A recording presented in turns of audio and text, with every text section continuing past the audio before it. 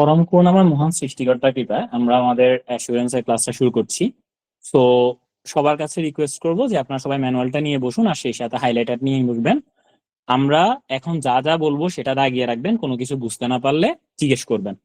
আর যা যা দাগানোর কথা বলছি পরীক্ষার আগের দিন রাতের জন্য জাস্ট অতটুকু রিভিশন দেয় যথেষ্ট, এবং পাশের জন্য অতটুকুই যথেষ্ট, ঠিক আছে? আর কোনো কিছু না বুঝলে জিজ্ঞেস করার জন্য অনুরোধ জানাচ্ছি। ওকে, ফাইন। তো অ্যাসুরেন্সের আমরা প্রথম থেকেই শুরু করব। সো আমাদের প্রথম চ্যাপ্টার হচ্ছে concept of and need for assurance. Fine. সবার আগে আসুন হোয়াট ইজ অ্যাসুরেন্স। তো হোয়াট ইজ অ্যাসুরেন্স এটা বোঝার আগে আমাদেরকে কিছু বিষয় জানতে হবে সর্বপ্রথম। তো আমরা হোয়াট ইজ অ্যাসুরেন্স এটা আগে না বুঝে আমরা আগে বুঝবো কি এলিমেন্টস গুলা কি কি। প্রথমে সেকেন্ড বিষয়টা আগে খেয়াল করেন। তো অ্যাসুরেন্স বোঝার আগে আমাদেরকে জানতে হবে থ্রি পার্টি ইনভলভমেন্ট বলতে কি বোঝানো হয়েছে। এবার থ্রি পার্টি ইনভলভমেন্ট সেটা কি? অ্যাসুরেন্স যখন আমরা কোনো একটা অ্যাসুরেন্স কন্ডাক্ট হবে ওই জায়গাতে তিনজন ব্যক্তির উপস্থিতি থাকবে, মানে তিন ধরনের ব্যক্তিবর্গ। এর মধ্যে একজন হবে প্র্যাকটিশনার। তাহলে এবার আসেন প্র্যাকটিশনার কে? প্র্যাকটিশনার হচ্ছে যিনি অ্যাসুরেন্সটা প্রোভাইড করবে। যেই ব্যক্তি বলবে যে এটা ভালো, এটা খারাপ, এটা ভালো না, এটা খারাপ না, এটা যেই ব্যক্তি বলবে উনি হচ্ছে প্র্যাকটিশনার, ঠিক আছে? এবার আসেন ইন্টেন্ডেন্ট ইউজার। ইন্টেন্ডেন্ট ইউজার কে বা কারা? ইন্টেন্ডেন্ট ইউজার হচ্ছে যারা আমার ওই যে এই ব্যক্তি বললো না যে এটা ভালো এটা খারাপ, তো যে এই ব্যক্তি ভালো বা খারাপ বলার প্রেক্ষিতে যারা এটার উপর ভিত্তি করে সিদ্ধান্ত গ্রহণ করবে, মানে ওই ব্যক্তির কথা শুনে তার কথার উপর ভিত্তি করে যে সকল ব্যক্তিবর্গরা সিদ্ধান্ত গ্রহণ করবে তারা হচ্ছে ইন্টেন্ডেন্ট ইউজার। এবার আসুন রেসপন্সিবল পার্টিকে। রেসপন্সিবল পার্টি হচ্ছে যে জিনিসের উপরে এই ব্যক্তি অ্যাসুরেন্স প্রোভাইড করবে। ফর এক্সাম্পল আমি বললাম না যে একজন ব্যক্তি বলবে যে হ্যাঁ এটা ভালো এটা ভালো না, ফাইন। তো এটা ভালো বা এটা ভালো না যে ব্যক্তি বললো সে তো কোনো একটা জিনিসের উপরই বলছে যে এটা ভালো বা ভালো না, বা কোনো ব্যক্তির উপর বলছে, বা কোনো খাবারের উপর বলছে, বা কোনো যে কোনো কিছুর উপর বলছে। ওই জিনিসটা যাদের আন্ডারে থাকে, ফর এক্সাম্পল ধরেন আপনি কোনো একটা জায়গায় গেলেন, সেখানে আপনি মিষ্টি কিনবেন, ঠিক আছে? তো মিষ্টি কিনতে গেলে আপনি একজন ব্যক্তি যে কিনা মিষ্টির এক্সপার্ট তাকে নিয়ে গেছেন, তাকে খাওয়ায় দেখবেন যে এই মিষ্টিগুলা ভালো খারাপ গুণগত মান ঠিক আছে কিনা। তাইলে এখানে ওই ব্যক্তি কিসের মধ্যে পড়বে? প্র্যাকটিশনার, ইন্টেন্ডেন্ট ইউজার, নাকি রেসপন্সিবল পার্টি? বলেন তো। প্র্যাকটিশনার। Practitioner, fine. যাকে নিয়ে গেছেন সে হচ্ছে প্র্যাকটিশনার। এখানে আপনি কে বলেন তো? Internet user.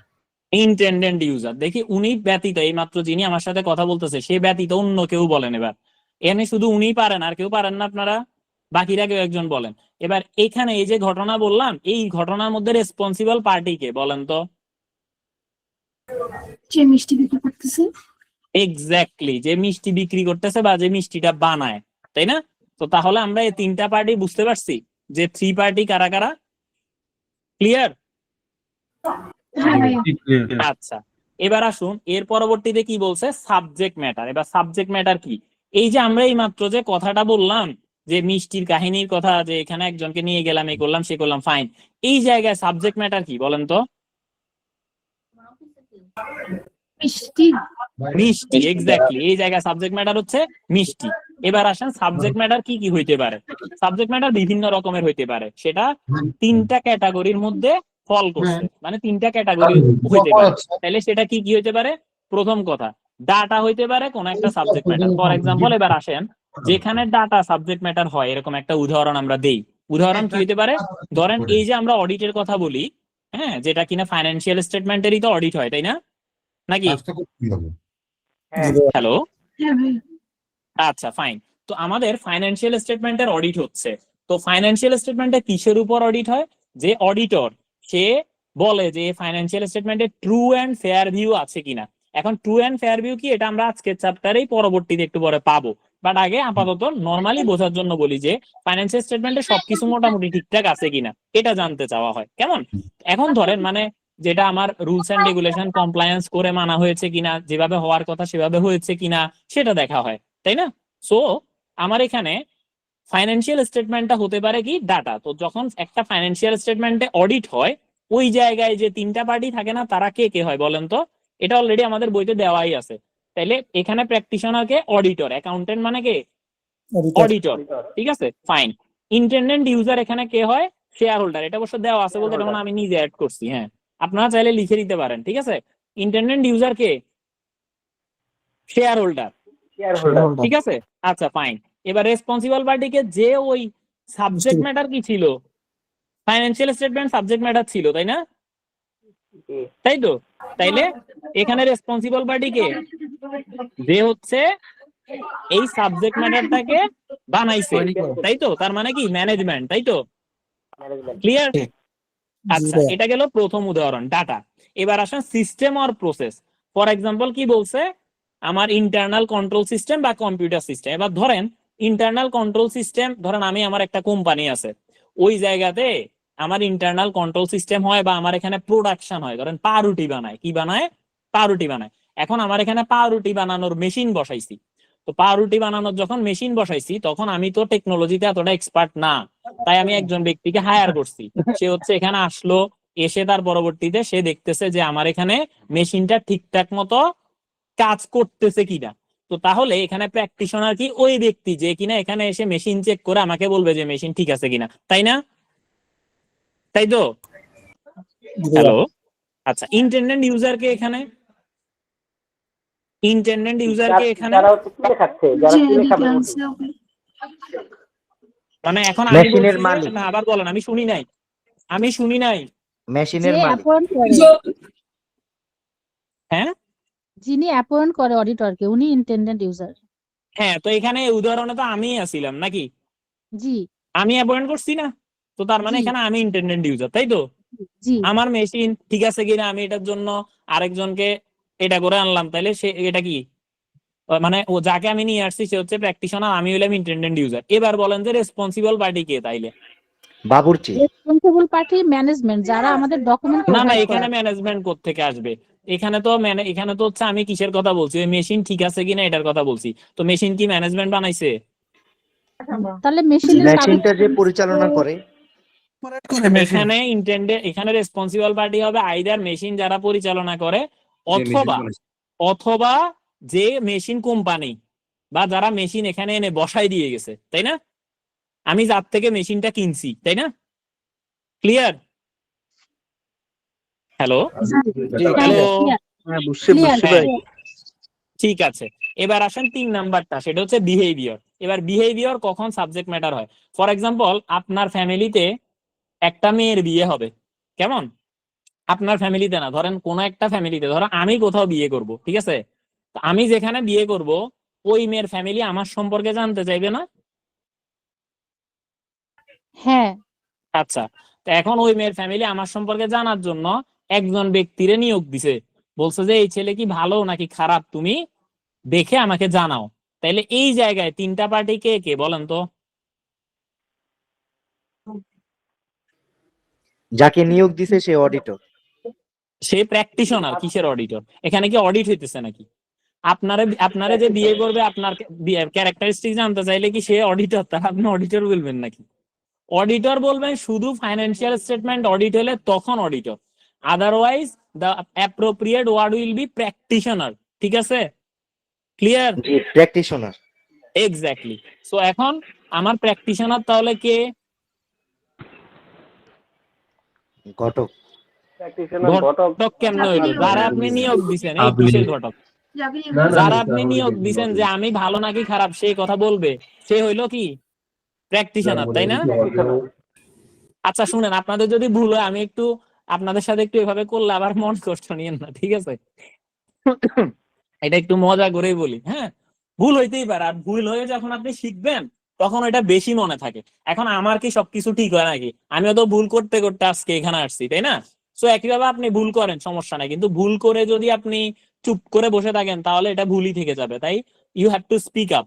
আচ্ছা, এবার বলেন প্র্যাকটিশনার কথা গেল, এবার এখানে ইন্টেন্ডেন্ট ইউজার কে? মেয়ের ফ্যামিলি। এক্স্যাক্টলি, ইন্টেন্ডেন্ট ইউজার হচ্ছে মেয়ের ফ্যামিলি। কেমন? আচ্ছা, এবার রেসপন্সিবল পার্টি কে এই জায়গায়? আপনি আমি রেসপন্সিবল পার্টি। আচ্ছা ফাইন। সাবজেক্ট ম্যাটার তাইলে কোনটা? সাবজেক্ট ম্যাটার আপনার চারিত্রিক বৈশিষ্ট্য। এক্স্যাক্টলি, সাবজেক্ট ম্যাটার হচ্ছে আমার চারিত্রিক বৈশিষ্ট্য। ঠিক আছে? আচ্ছা, তাইলে এইগুলা জিনিসগুলা ঠিক বুঝতে পারছেন তো না? হ্যাঁ হ্যালো, ভাইয়া। ক্লিয়ার করলে ভালো হতো। আচ্ছা এবার আসেন, এই যে আমরা তিনটা উদাহরণ দিলাম, এই যে ডাটা গেল, সিস্টেম আর প্রসেস গেল, বিহেভিয়ার গেল, তো এই জায়গায় তিনোটার মধ্যে সুইটেবল ক্রাইটেরিয়া কি কি বলেন তো? ডাটার বেলা আমরা বলছি ফাইন্যান্সিয়াল স্টেটমেন্ট হচ্ছে আমার এখানে সাবজেক্ট ম্যাটার, ফাইন। তো এখানে সুইটেবল ক্রাইটেরিয়া কি? অডিটের বেলায় সুইটেবল ক্রাইটেরিয়া কি? যার যদি ভিত্তিতে অডিটটা করা হবে। তার মানে একটা না, এখানে বিষয়টা হচ্ছে যে যেটার উপর ভিত্তি করে এটা না বলে আপনি বলবেন যে সাবজেক্ট ম্যাটারটা যেমন হওয়া উচিত, ওইটাই হচ্ছে আমার সুইটেবল ক্রাইটেরিয়া। বুঝতে পারছেন? জি জি। একটা সাবজেক্ট ম্যাটার যেমন হওয়া, এটা একটা বেঞ্চমার্ক। এবার আসেন বেঞ্চমার্ক কাকে বলে? বেঞ্চমার্ক ধরেন আপনার একটা ধরেন আপনি সব সময় অনেকগুলা জামা পরেন, তার মধ্যে একটা জামা আপনার গায়ের মধ্যে ঠিকঠাক মতো ফিট খাইছে, সো আপনি সবসময় ওই জামাটার মতোই সবগুলা জামা সিলাইতে নিয়ে যাবেন না। আপনি টেলার দোকানে গিয়ে ওই জামাটাই দিবেন না যে ভাই এটার মতো করি আমারে বানাই দাও, তাই না? জি জি। হ্যালো, এটাই জি, তো আমরা জি ভাই। করি নাকি? সো জি ভাই। এখানে যে সুইটেবল ক্রাইটেরিয়া, এটা মানে হচ্ছে এক যে জিনিসটা সাবজেক্ট ম্যাটারটা আছে এটা অ্যাকচুয়ালি কেমন হওয়ার দরকার, কোন জিনিসটা আদর্শ, ওই আদর্শ জিনিসটাই হচ্ছে suitable criteria. Clear?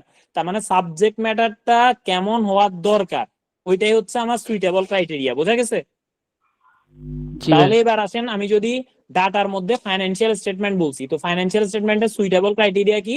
IAS IFRS. মানে কি? আইএস আইএফআরএস এবং কোম্পানিজ অ্যাক্ট 1994 মেনে আপনাকে ফাইন্যান্সিয়াল স্টেটমেন্ট প্রিপেয়ার করতে হয়, তাই না? জি ভাই। এক্স্যাক্টলি। এর পরবর্তীতে হচ্ছে সিস্টেম অর প্রসেস। এবার এটার মধ্যে আমরা বলছি কি বলছি? একটা মেশিন ওইটা টেস্ট করতে দিছে, তো একটা মেশিন ওই জিনিসটা অ্যাকচুয়াল বেঞ্চমার্ক কেমন হওয়ার দরকার, মেশিনটা কি ডট ডট ডট ডট করে আওয়াজ করবো নাকি ভোঁ করে আওয়াজ করবো, সো এই জিনিসটা মানে অ্যাকচুয়ালি একটা মেশিনের আওয়াজ কেমন হয়। তারপর একটা মেশিন নতুন কিনলো, এটার প্রোডাকশন ক্যাপাসিটি কেমন থাকে, ওইটা কি বেশি পুড়ি যাইতেছে পাউরুটি গুলা, নাকি পাউরুটির আর্দ্রতা ঠিক আছে, তারপর ঠিকঠাক মতো মেশিন কাজ করতেছে কিনা, এগুলো হচ্ছে ওই মেশিনের সুইটেবল ক্রাইটেরিয়া। কেমন? আর আমি যখন বিহেভিয়ার কথা বলছি, এটার মধ্যে সুইটেবল ক্রাইটেরিয়া কি তাহলে?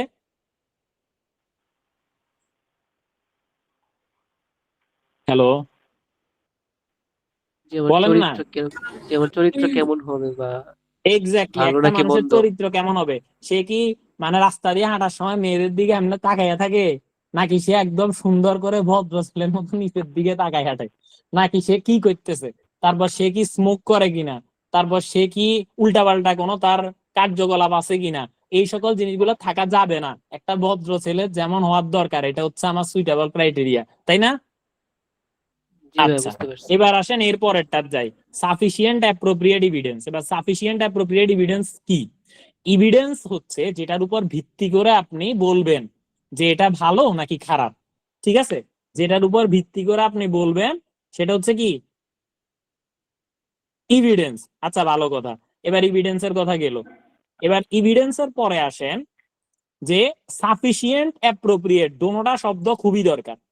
সাফিসিয়েন্ট কেন আসছে?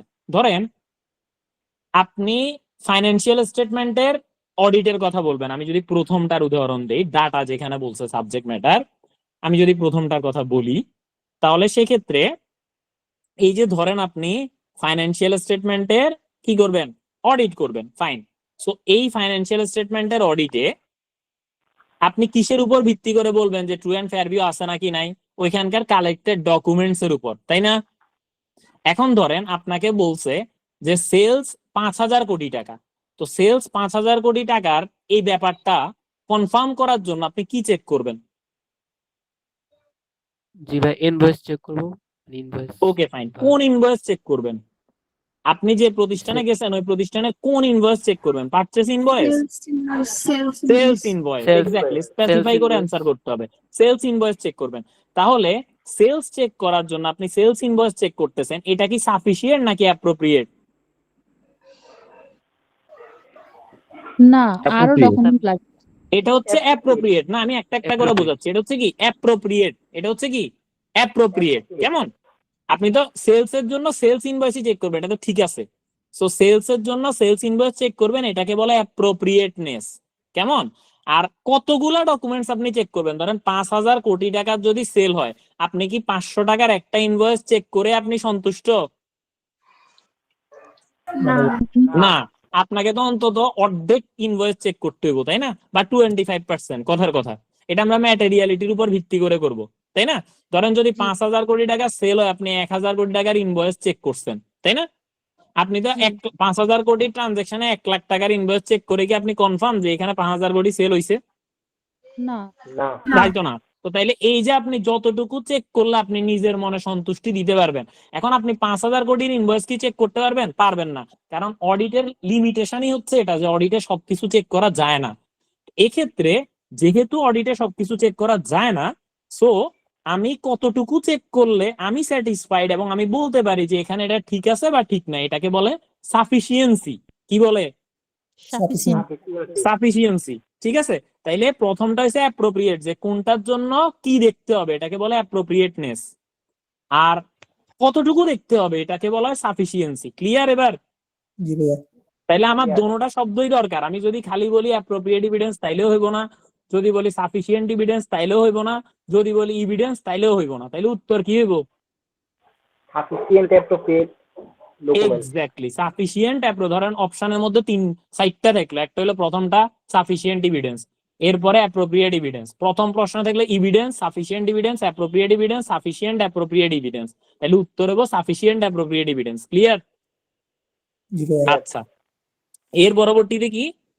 এবার আসেন written report in appropriate form. এখন ধরেন আপনার কাছে জানতে চাইছে ফাইন্যান্সিয়াল স্টেটমেন্টের কথা। এখন আপনি কি একটা টিস্যু পেপারের মধ্যে যদি রক্ত দিয়ে লিখি then financial statement true and fair view আছে, এটা কি হইলো? না না। তাইলে এটা একটা নির্দিষ্ট ফর্ম আছে না? এক্স্যাক্টলি। তাইলে আমাকে একটা নির্দিষ্ট ফর্মে রিটেন রিপোর্ট দিতে হবে। এখানে রিটেন রিপোর্ট এবং অ্যাপ্রোপ্রিয়েট ফর্ম দুইটাই ম্যান্ডেটরি।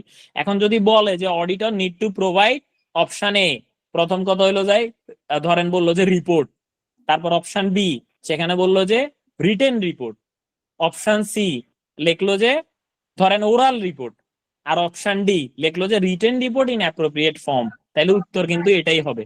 ক্লিয়ার? সো এই জিনিসগুলা খুব মনোযোগের সহিত অ্যান্সার করতে হবে, উল্টাপাল্টা করা যাবে না। আচ্ছা, এগুলো আমরা সবাই তাহলে 5টা কি এলিমেন্ট আমরা সবাই বুঝছি তো না? জি। এবার আসেন অ্যাসুরেন্সের ডেফিনেশনে যাই। An assurance engagement is one, তাহলে অ্যাসুরেন্স এঙ্গেজমেন্ট হচ্ছে সেটা ইন হুইচ, যেখানে এ প্র্যাকটিশনার এক্সপ্রেসেস এ কনক্লুশন, একটা প্র্যাকটিশনার যিনি তিনি একটা কনক্লুশন দিবে, ডিজাইন যেটা ডিজাইন করা হয় two enhance the degree of confidence. তো আমার কনফিডেন্স বাড়ানোর জন্য, কাদের কনফিডেন্স বাড়ানোর জন্য? ইন্টেন্ডেন্ট ইউজারদের, আদার দেন রেসপন্সিবল পার্টি। মানে এখানে মূলত রেসপন্সিবল পার্টিটা বাড়ে না, বাড়ে ইন্টেন্ডেন্ট ইউজারের কনফিডেন্স।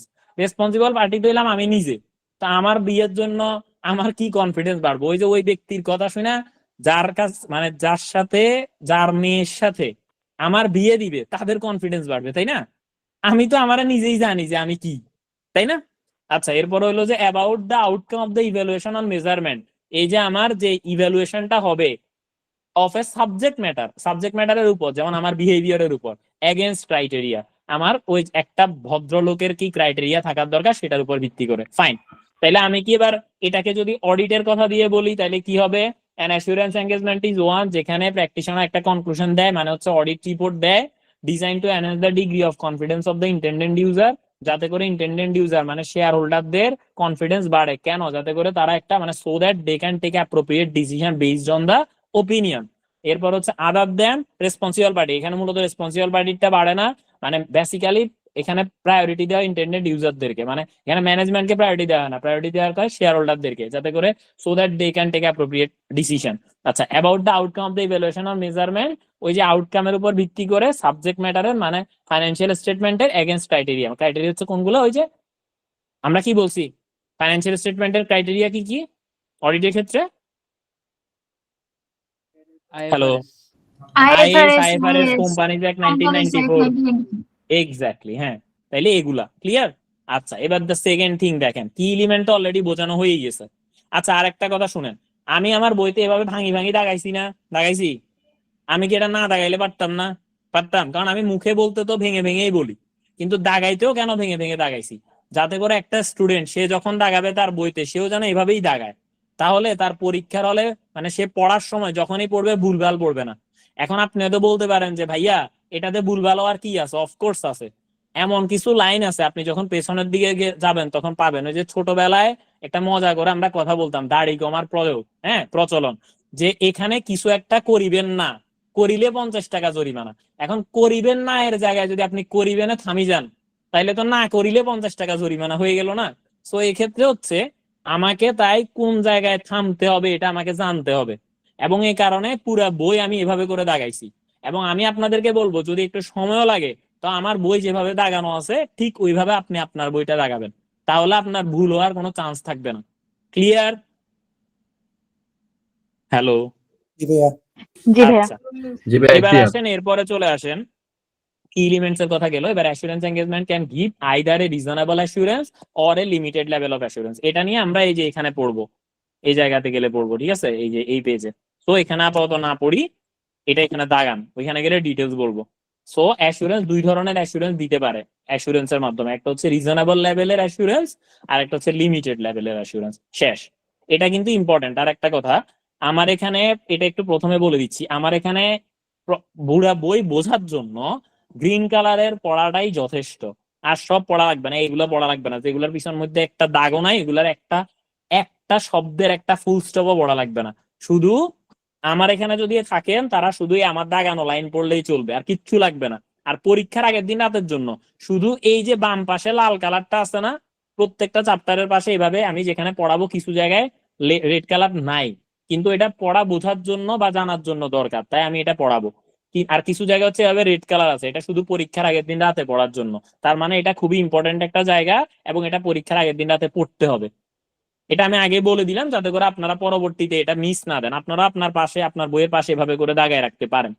এবার আসেন কি এলিমেন্টস। কি এলিমেন্ট বুঝাইলাম, সাবজেক্ট ম্যাটার বুঝাইলাম, সুইটেবল ক্রাইটেরিয়া এটাও বুঝাইলাম, যে in this assurance engagement relating to financial statement criteria might be accounting standards, মানে আইএস, আইএফআরএস, কোম্পানিজ অ্যাক্ট 1994 এগুলা। সাফিসিয়েন্ট অ্যাপ্রোপ্রিয়েট এভিডেন্স এটাও আমি ভেঙে ভেঙে বোঝাইছি, যদি এখানে এবার ভেঙে নাই। এখানে হচ্ছে the practitioner must substantiate the opinion that they draw in order that the user can have confidence that it is reliable, অর্থাৎ ইউজাররা যেন এটার উপর একটা কনফিডেন্স পায়, কারণ একজন চার্টার্ড অ্যাকাউন্টেন্ট তো উল্টাপাল্টা কিছু বলবে না, বা আপনি একজনকে বিশ্বাস করেন বলেই তাকে দায়িত্ব দিছেন আমার ক্যারেক্টারিস্টিক সম্পর্কে বোঝার জন্য, তো দ্যাট মিনস আপনি তাকে বিশ্বাস করেন, সো আপনি তার যে ওপিনিয়নটা আছে সেটার উপরও বিশ্বাস করবেন, এটাই হচ্ছে কাহিনী আর কি। এখন তাই সে হচ্ছে যেই ওপিনিয়নটা আপনাকে দিবে সেটা অবশ্যই তার দৃষ্টিকোণ থেকে সাফিসিয়েন্ট এবং অ্যাপ্রোপ্রিয়েট এভিডেন্স দেখে তারপর সে আপনাকে আমার সম্পর্কে বলবে। এবার হচ্ছে the practitioner must obtain evidence as to whether the criteria have been met, অর্থাৎ এটা দেখবে যে আমার একটা মানুষের যতটা ক্রাইটেরিয়া, একটা ভালো ছেলের যে সকল ক্রাইটেরিয়া গুলো থাকা দরকার এগুলো আছে কিনা। আচ্ছা, এবার হচ্ছে যে written report in appropriate form. এখন এবার আসেন, আমরা ওইটা আগে বলে দিছি যে আমার যেটা দিতে হবে এটা অবশ্যই রিটেন দিতে হবে, মুখে বলে দিলাম বা টিস্যু পেপারে লিখে দিলাম বা একটা বাংলা খাতার মধ্যে এমনি লিখে দিছি, এগুলো হবে না। একটা নির্দিষ্ট অ্যাপ্রোপ্রিয়েট ফর্মে একটা নির্দিষ্ট ভাবে রিটেন রিপোর্ট জমা দিতে হবে। তো এটাই বলছে it is required that assurance report are provided to the intended user in a written form and contain certain specific information, অর্থাৎ এখানে কিছু ইনফরমেশন থাকে যেটা কিনা থাকা দরকার। এবার assurance given is clear and unequivocal, অর্থাৎ এখানে বলছে যে অ্যাসুরেন্সটা দিবেন সেটা অবশ্যই ঠিকঠাক মতো দিতে হবে। আপনি এভাবে আচ্ছা এখানে এটা এটা এটা এটা মনে হয়েছে আপনি সিদ্ধান্ত নেন, এভাবে বললে হবে না, আপনাকে যাই বলবেন সুন্দর করে বলতে হবে, ঠিক আছে? তাই ক্লিয়ার অ্যান্ড আনইকুইভোকাল হতে হবে, মানে অস্পষ্ট হওয়া যাবে না, পরিষ্কার হতে হবে, এটাই বলছে। ওকে, এবার চলে আসেন এখানে লেভেল অফ অ্যাসুরেন্স। আমি খুবই দ্রুত যদি গিয়ে থাকি, আপনাদের বুঝতে যদি অসুবিধা হয় আমাকে বলবেন। অসুবিধা হচ্ছে কি এখন পর্যন্ত সব বুঝতে পেরেছেন কি? হ্যাঁ। জি ভাইয়া বুঝতে পারছি। কোনো কোশ্চেন আছে এতক্ষণের মধ্যে? না ভাইয়া। আচ্ছা, এবার আসেন level of assurance. Level of অ্যাসুরেন্সে কি বলছে? The definition of an assurance engagement is taken from the international framework for assurance engagement। তো এটা আমার এটা নেওয়া হয়েছে international framework for assurance engagement থেকে। অ্যাসুরেন্সের ডেফিনেশন নেওয়া হয়েছে, মানে অ্যাসুরেন্স কি এটা সংজ্ঞা নেওয়া হয়েছে, which is issued by the IFAC, international federation of accountant. এগুলো খুবই গুরুত্বপূর্ণ, এগুলো অ্যাকাউন্টিং পরীক্ষাও আসে। A global organization for the accountancy profession which work with its member organization to protect the public interest by encouraging high quality practices around the world. অর্থাৎ এটার আইফ্যাক এর মূল উদ্দেশ্য হচ্ছে পাবলিক ইন্টারেস্ট ঠিক রাখা। অর্থাৎ এই যে আম জনতা, তারা এই যে কিভাবে কি করতেছে, তারা কি আসলে মানে আমাদের আম জনতার যেন উল্টাপাল্টা কিছু না হয়, অর্থাৎ তারা যেন তাদের সিদ্ধান্ত ঠিকঠাক মতো নিতে পারে, তাদের কাছে যেন রং ইনফরমেশন না যায়, এই সকল জিনিসগুলা লক্ষ্য রাখে আইফ্যাকে। ঠিক আছে, তো এবার আইসিডব্লিউ হচ্ছে আইফ্যাক এর একটা কি মেম্বার। এখন বাংলাদেশে আইফ্যাক এর 2টা মেম্বার আছে, কি কি বলেন তো?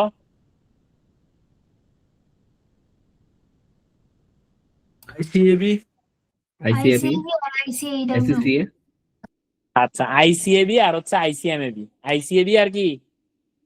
ICMA, আইসিএবি আর আইসিএমএবি। ক্লিয়ার সবাই? জি ভাইয়া। হ্যাঁ ভাইয়া ক্লিয়ার।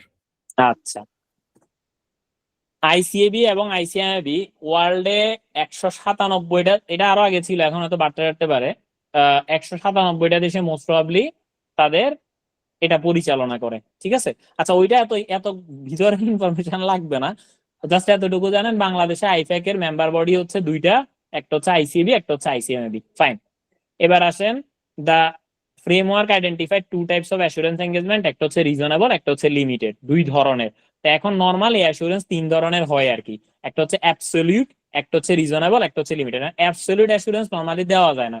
এবার আসেন কেন দেওয়া যায় না?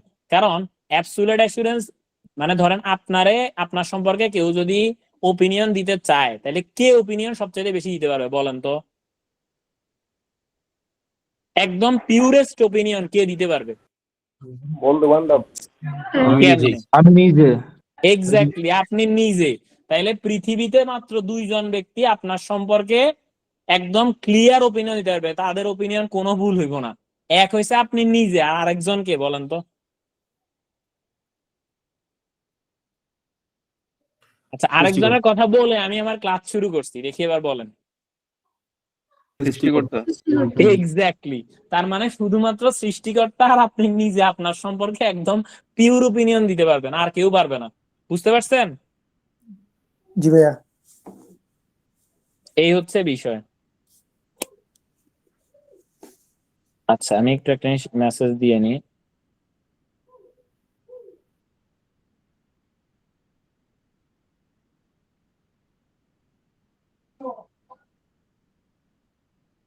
আচ্ছা, আপনাদের মধ্যে কারো কি জয়েন হতে অসুবিধা হচ্ছে কিনা, যদি হয় তাহলে হচ্ছে জানাবেন আমাকে, ঠিক আছে?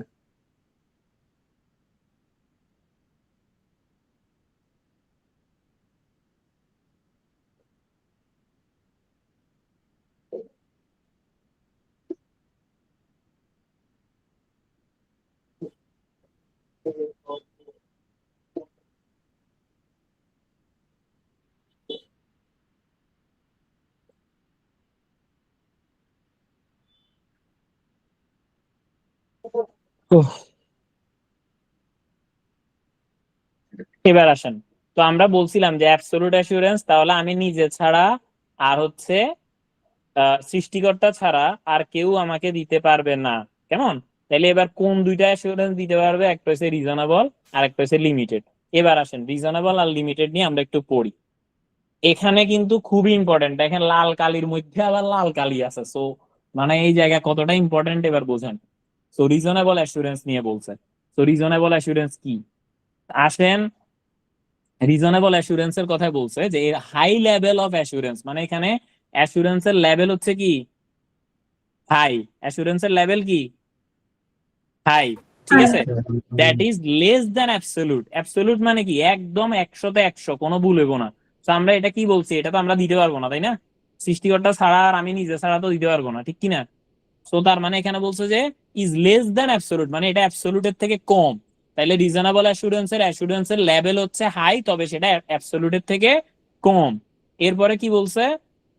এরপরে বলছে that engagement risk has been reduced to an acceptably low level. এখানে প্রথমটাতে বলতে অ্যাসুরেন্সের লেভেল, আর দ্বিতীয়টাতে বলছে এঙ্গেজমেন্ট রিস্কের লেভেল। এখানে কতটুকু রিস্ক আছে বা রিস্কটাকে কতটুকু কমিয়ে আনা যায়। বলছে রিস্ক কমানো যায় অ্যাকসেপ্টেবলি লো লেভেলে, মানে এটাকে যতদূর সম্ভব কমায় আনা যায়, এটা বলছে।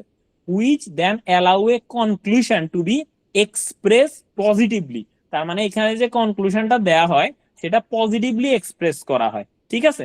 এবার তার মানে হচ্ছে ওয়ার্ডিংটা পজিটিভ হয়, আপনি এটা সংক্ষেপে মনে রাখতে পারেন, ওয়ার্ডিং পজিটিভ হয়। এবার ওয়ার্ডিং পজিটিভ কি, ধরেন আমি বললাম যে Nobel is a good boy, এটা কি ওয়ার্ডিং পজিটিভ না নেগেটিভ? পজিটিভ। আচ্ছা, এখন আমি যদি বলি যে Nobel is not a bad boy, এখানে ওয়ার্ডিং কি পজিটিভ না নেগেটিভ? নেগেটিভ। পজিটিভ। ক্লিয়ার তো না? Nobel is not a bad boy, এখানে ওয়ার্ডিং নেগেটিভ হয়েছে, তাই না? নট আছে তো নাকি? নট আছে না? তো পজিটিভ। না না, এটা পজিটিভ না, এটা negative. Nobel is not a bad boy, এটা নেগেটিভ, ভাইয়া এটা ঠিক আছে। পজিটিভ। ওয়ার্ডিং নেগেটিভ, আমার কথাটা বোঝেন, এখানে ওয়ার্ডিং নেগেটিভ হবে, ওয়ার্ডিং নেগেটিভ হবে। আমি একটু পরে একটা উদাহরণ দিলে আরো ভালো বুঝতে পারবেন, কেমন? এটা জাস্ট মনে রাখেন যে একটাতে ওয়ার্ডিং পজিটিভ, একটাতে ওয়ার্ডিং নেগেটিভ। কিভাবে কি একটু পরের উদাহরণে বুঝে যাবেন। এবার লিমিটেড অ্যাসুরেন্স আগে আসেন, তারপর উদাহরণ দিব। এবার a meaningful level of assurance, এটা হচ্ছে একটা meaningful level, not high level. অ্যাসুরেন্সের লেভেল এখানে meaningful, that is more than inconsequential but less than reasonable. এটা রিজনেবল থেকে কম কিন্তু ইনকনসিকুয়েন্সিয়াল থেকে একটু ভালো। এটা বলছে that engagement risk has been reduced to acceptable level. আগেরটাতে বলা ছিল যে অ্যাকসেপ্টেবলি লো লেভেলে এঙ্গেজমেন্ট রিস্ক রিডিউস করা হয়, আর এখানে বলা হয়েছে অ্যাকসেপ্টেবল লেভেলে রিডিউস করা হয়, ঠিক আছে। Which then allow a conclusion to be express negatively, যেখানে কনক্লুশনটাকে নেগেটিভলি এক্সপ্রেস করা হয়। এবার আপনাদেরকে প্রশ্নটা করি, কেমন? আমি যদি বলি যে নোবেল ভালো ছেলে, এটা কি পজিটিভ নাকি নেগেটিভ? পজিটিভ। আচ্ছা, পজিটিভ। এবার আমি যদি বলি নোবেল খারাপ ছেলে, এটা কি পজিটিভ নাকি negative? Positive. Negative. Positive, good. কে কে পজিটিভ বলছে এখানে? একজন পজিটিভ বলছিল। পজিটিভ। আচ্ছা, পজিটিভ বলছে কে? কেয়া যিনি আছেন। আচ্ছা ফাইন, এখানে নোবেল খারাপ ছেলে এটাও পজিটিভ, নোবেল ভালো ছেলে এটাও পজিটিভ। কেন? এখানে ওয়ার্ডিং দুইটাতেই পজিটিভ ছিল না? জি ভাইয়া। দুইটা ছিল। পজিটিভ ছিল। এক- ছিল। এখন আমি যদি বলি যে আমি যতটুকু দেখছি তার আলোকে নোবেলকে খারাপ ছেলে মনে হয়নি, এটা কোন ধরনের, পজিটিভ না নেগেটিভ? নেগেটিভ। এক্স্যাক্টলি। আবার আমি যতটুকু দেখেছি তার আলোকে নোবেলকে ভালো ছেলে মনে হয়নি, এটা কি? নেগেটিভ ভাইয়া। এটাও নেগেটিভ। কেমন? তাহলে আমি ডিরেক্ট যদি বলি নোবেল ভালো ছেলে কিংবা নোবেল খারাপ ছেলে, দুইটাই পজিটিভ। তাহলে এবার আমরা কি পজিটিভ আর নেগেটিভের পার্থক্য বুঝতে পারছি? জি ভাইয়া। এক্স্যাক্টলি। এবার আসেন এর পরেরটাতে যাই। তাহলে the reason that there are two types of assurance engagement, হ্যাঁ, is that the level of assurance that can be given depends on the evidence that can be obtained by the practitioner. তাহলে আমার level of assurance কি হবে, এটা depend করবে practitioner কি পরিমাণ evidence পাইছে তার উপর ভিত্তি করে। কারণ প্র্যাকটিশনার যদি বেশি এভিডেন্স পায় তাহলে সে সরাসরি বলতে পারে যে এটা ভালো কিংবা এটা খারাপ, তাই না? কিন্তু জি ভাইয়া। প্র্যাকটিশনার যদি এভিডেন্স কম পায় তখন সে কথাটা এভাবে বলবে যে আমি যতটুকু দেখেছি তার আলোকে, আমি যতটুকু জেনেছি তার আলোকে, আমি যতটুকু এভিডেন্স ঠিক। পেয়েছি তার আলোকে। তার মানে কি, সে কোনো রিস্ক নিতে চাইতেছে না, সে সব রিস্ক দিতেছে কিসের উপরে? এভিডেন্সের উপরে, যে আমি তো এতটুকু দেখি নাই, তাইলে এটা তো আমার চোখে আসে নাই, তাইলে, তাই না? ক্লিয়ার? জি ওকে। ভাইয়া। এবার বলছে তাইলে কি difference between the two type of assurance engagement are therefore. তাইলে আমার অ্যাসুরেন্স কি পজিটিভ নাকি নেগেটিভ, এটা মূলত দুইটা জিনিসের উপর ডিপেন্ড করে। এক, দ্য এভিডেন্স অবটেইন, যে আমি কি পরিমাণ এভিডেন্স পাইছি তার উপর। এভিডেন্স যদি বেশি পাই তাহলে কি পজিটিভ হবো না নেগেটিভ হবো? পজিটিভ হবে ভাইয়া। পজিটিভ। পজিটিভ হবে। এক্স্যাক্টলি। আর এভিডেন্স কম হলে নেগেটিভ হবে। আচ্ছা, এবার বলছে কি দি এভিডেন্স অবটেইন আর হচ্ছে the type of opinion given. Clear? Hello, fine. এবার আসেন এখানে, এবার দেখেন ওই যে আমি যে কথাটা বলছি এখানে সেই কথাটাই বলছে। কি ভাইয়া, বলছে? বলেন। The type of opinion given, এটা তাহলে কি বুঝাইতেছে ভাইয়া? আচ্ছা আচ্ছা, ওকে ওকে, হ্যাঁ, এটা বলছে যে এঙ্গেজমেন্টের সময় যে আপনার কাছে আসবে, ধরেন আমি হচ্ছি অ্যাসুরেন্স প্রোভাইডার বা প্র্যাকটিশনার, তাই তো? এখন আমাকে এসে একজন ব্যক্তি যদি বলে যে ভাই আপনি আমাকে রিজনেবল দিলেও হইব, নেগেটিভ দিলেও হইব, এরকম টাইপের কিছু একটা বলে দিছে, ঠিক আছে? তার উপর ভিত্তি করেও ডিপেন্ড করতেছে যে এটা কি আমার এঙ্গেজমেন্টটা কি হবে, পজিটিভ হবে না নেগেটিভ হবে, বা ওই যে অ্যাসুরেন্সটা কি আপনার কি হবে, রিজনেবল হবে নাকি লিমিটেড হবে। এখন এখানে ওপিনিয়ন কি? ওপিনিয়ন হচ্ছে ওই যে আপনি যে ধরেন অডিট করতে যান, সেখানে বিভিন্ন রকমের টাইপস অফ ওপিনিয়ন থাকে না? থাকে তো, জি ভাইয়া। জি ভাইয়া। এক্স্যাক্টলি। এই যে টাইপ অফ ওপিনিয়ন এখানে দেখেন, এখানে লেখা আছে যে conclusion given, positive wording, negative wording, ঠিক আছে। তো তার উপর হচ্ছে সে যদি আমার এঙ্গেজমেন্টের সময় আমার কাছে চায় যে আমার রিজনেবল লাগবে, তাহলে সেক্ষেত্রে ওইটা কি হবে? রিজনেবল। সে যদি বলে আমার এত রিজনেবল লাগবে না, আপনি লিমিটেড অ্যাসুরেন্স দিলে আমার চলবে, তো তাহলে লিমিটেড। সে কি ধরনের ওপিনিয়ন চাচ্ছে তার উপর ভিত্তি করে এঙ্গেজমেন্ট ডিসাইড হবে যে এটা কি রিজনেবলে পড়ছে না লিমিটেডে পড়ছে। ক্লিয়ার? জি ভাইয়া। প্লাস আমরা মানে এভিডেন্স কালেক্ট করে তার উপর ভিত্তি করে আমি যে ওপিনিয়নটা দিব, সেই ওপিনিয়নের উপরেরও ভিত্তি করবে, তাই না? তাই তো, এই যে আমি তো ওপিনিয়ন, তো এটাই তো ওপিনিয়ন, এই যে এই জিনিসটাই তো opinion. In my opinion the statement by এটা Miss Chair regarding X is reasonable, তাইলে এটা একটা ওপিনিয়ন না? জি ভাইয়া। এটা ওপিনিয়ন তো। সো এই যে আমি আপনাকে বলছি নোবেল সাহা ভালো ছেলে কিংবা নোবেল সাহা খারাপ ছেলে, এটা কি ছিল? এটা Positive. ওপিনিয়ন ছিল ভাইয়া। এটাই তো ওপিনিয়ন ছিল, তাই না? তো এই জি ভাইয়া। ওপিনিয়ন শুনেই তো আপনি বুঝছেন যে এটা কি পজিটিভ নাকি নেগেটিভ, তাই না? জি ভাইয়া। বুঝছেন এবার ওপিনিয়ন কি? জি ভাইয়া। এক্স্যাক্টলি। এবার সেকেন্ড লাইন দেখেন, in the courses of my seeking evidence, মানে আমার এভিডেন্সের পাওয়ার ভিত্তিতে about the statement of chair nothing has come to my attention, এমন কোনো কিছু আমার চোখে পড়ে নাই, ইন্ডিকেটিং দ্যাট, এটা নিশ্চিত করে যে the statement is not reasonable, অর্থাৎ এটা রিজনেবল না, এটা আমি বলতে পারি না, আমার চোখে এমন কোনো উদাহরণ পড়ে নাই। কিন্তু আমি কি আগেরটার মতো বলছি যে ইন মাই ওপিনিয়ন এটা রিজনেবল? ডিরেক্ট তো বলি না, আমি ঘুরে পেঁচাইয়া বলছি, তাই না? বুঝছেন এবার? তাইলে এই ওপিনিয়নের উপর ভিত্তি করবে এটা কি পজিটিভ নাকি নেগেটিভ, আর হচ্ছে আপনি কি পরিমাণ এভিডেন্স পাচ্ছেন তার উপর ভিত্তি করবে এটা কি পজিটিভ নাকি নেগেটিভ। সবাই ক্লিয়ার? Hello hello. আচ্ছা, এবার এখানে সংক্ষেপে আবার উপরের জিনিসগুলাই লিখছে যে রিজনেবল হাই লেভেলের হয় এঙ্গেজমেন্ট টাইপের ক্ষেত্রে এভিডেন্স সর্ট যেটা সাফিসিয়েন্ট অ্যাপ্রোপ্রিয়েট, কনক্লুশন গিভেন হয় পজিটিভ ওয়ার্ডিং। আর লিমিটেড অ্যাসুরেন্সের ক্ষেত্রে সেটা হয় মডারেট লেভেলে, আর এভিডেন্স সর্ট আউট যেটা হয় এটা হচ্ছে সাফিসিয়েন্ট অ্যান্ড অ্যাপ্রোপ্রিয়েট, যেটা লোয়ার লেভেল থাকে, মানে একটু কম থাকে এভিডেন্স কালেকশন। আর কনক্লুশন গিভেন হয় নরমালি নেগেটিভ ওয়ার্ডিং। শেষ। এবার চলে আসেন সোজা 2.2 তে, বেনিফিট অফ অ্যাসুরেন্স। অ্যাসুরেন্সের বেনিফিট কি? তো কি benefit of assurance is independent professional verification being given to the user. অর্থাৎ এখানে সবচাইতে বড় সুবিধা হচ্ছে এটাই যে এই জায়গাটাতে আপনার ইন্ডিপেন্ডেন্ট এবং প্রফেশনাল ভেরিফিকেশন হয়। অর্থাৎ এখানে যারা দিচ্ছে তারা সবাই যোগ্য ব্যক্তি আপনার এখানে অ্যাসুরেন্স দিচ্ছে। ধরেন একজন চার্টার্ড অ্যাকাউন্টেন্ট, সে তো যোগ্য বলেই আপনি তাকে হায়ার করছেন, তাই না? আবার আপনি যাকে বিশ্বাস করেন, আপনি ধরেন কাউরে বিশ্বাস করছেন, সেও মোটামুটি ইন্ডিপেন্ডেন্ট প্রফেশনাল ভেরিফিকেশন সে দিবে। ধরেন সে যদি আপনার কাছের লোক হয়, সে তার নাম, তার সাথে যদি তার সম্পর্ক থাকে যার আপনি এটা চাচ্ছেন, ধরেন আপনি আমার কথা যদি বলি, আমরা বিহেভিয়ারের কথা যখন বলছিলাম যে বিহেভিয়ার সাবজেক্ট ম্যাটার হইতে পারে, তো সেই জায়গায় আমার সম্পর্কে মেয়ে পক্ষ খোঁজ নিবে। তো এখন এক্ষেত্রে যারে খোঁজ নেওয়ার জন্য রাখছে তার সাথে আমার যদি ঠেলাঠেলি চলে, মানে হচ্ছে কি ভেজাল থাকে আর কি, সে কি আমার নামে ভালো কথা বলবে? সে তো বলবে এই ছেলের মতো খারাপ ছেলে আমি জীবনও দেখি নাই, এটা বলবে না? হ্যালো। জি ভাইয়া। হ্যাঁ।